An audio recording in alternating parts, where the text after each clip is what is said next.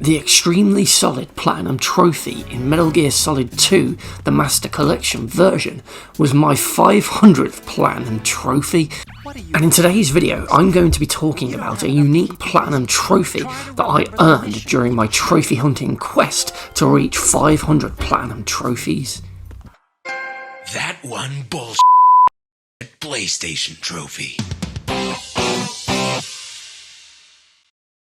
So we're going to be going back to the PS3 generation for today's game, and it is of course Fuel, which you've probably never heard of because this racing game didn't exactly set the world on fire when it was released back in the early 2000s.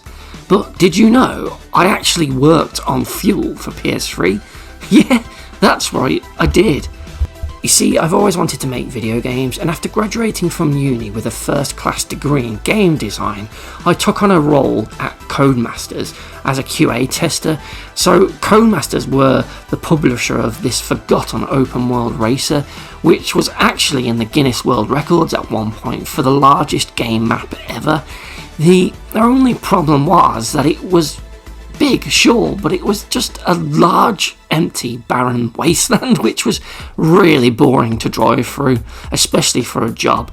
I think it scored 6s and 7s when it came out, and it quickly faded into obscurity, though it did have a bit of a cult following and its fans, but its rival MotorStorm was far more popular.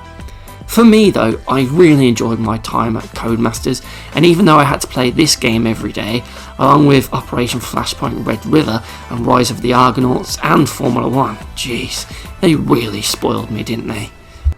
It was honestly an absolute blast and a really cool job trying to break the damn thing. I think I was on it for at least 6 months, and my name is even in the credits. Here it is, right here, look, that's me. Yes.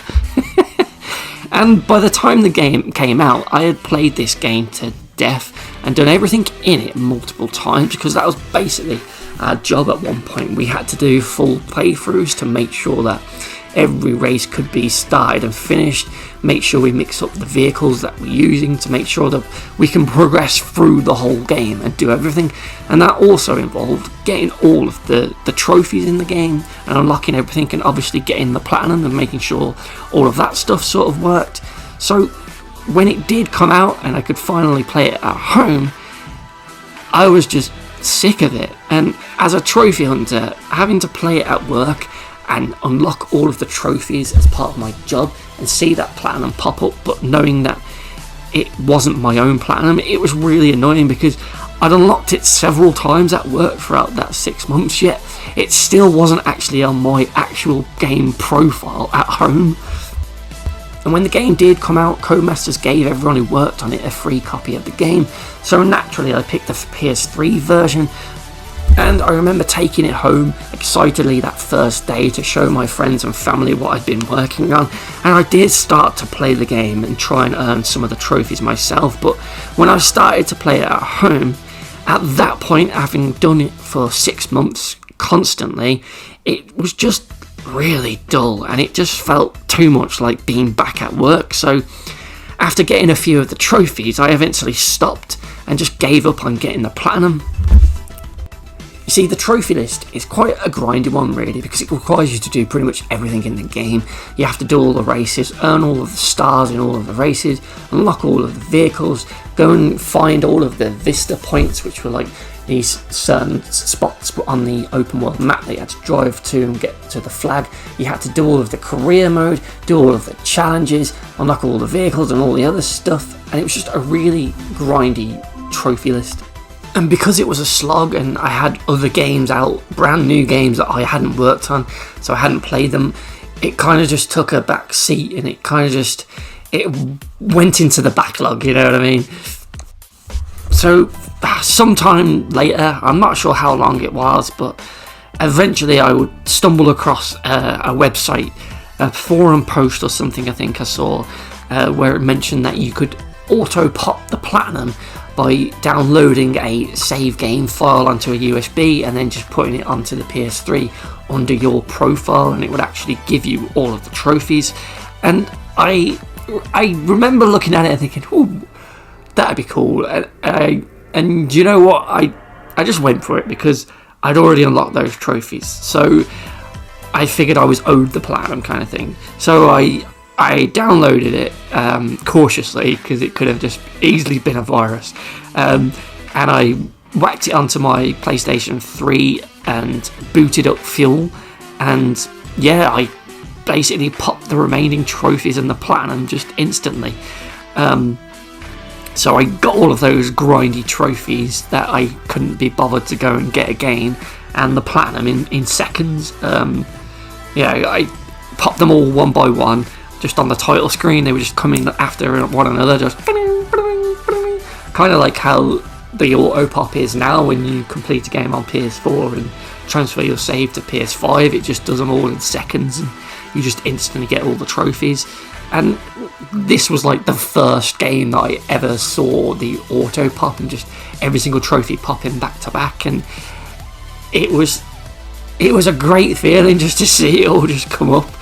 But at the same time, it did feel dirty. Like, even though, like I said, I'd already earned the platinum multiple times before at work when I was testing the game, and so, you know, I could kind of justify it that way. And after getting the platinum, I didn't really think anything more of it, you know, and I quickly moved on to the other games that I was playing, and of which I platinum legitimately, and I have for all of my other games and trophies that I've earned in general. It was just Fuel.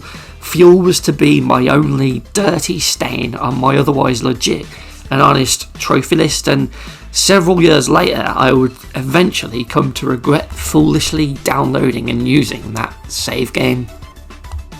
So you see, sometime after doing that platinum and just moving on playing the rest of my games, I think I found the PSN Profiles website, which I honestly love using, and it was a couple of years after that when I tried to just randomly view my profile one day when I realised it had been banned, and I was really shocked, and I wondered what for, as for me I had not cheated, and after speaking with some mods I realised it was for Fuel, that PS3 game I had all but forgotten about. And I tried to explain to them, I think the forum post is still there, that I had worked on the game and that I was in the credits, but fair is fair, I didn't unlock them legitimately on that specific account, so they wouldn't allow it on there. So in order to be unbanned, I had to hide Fuel's trophies on my own profile on the PlayStation 3.